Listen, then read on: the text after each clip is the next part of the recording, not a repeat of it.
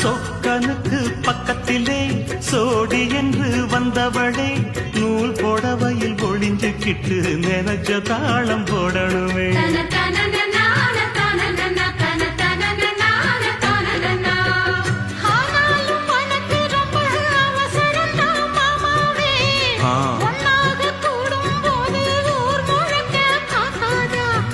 பார்த்தாலும் தவறு இல்ல பனியுறங்கும் ரோசாவே உன்னால சொத்த வச்ச மூக்குலதான் வைக்காதா.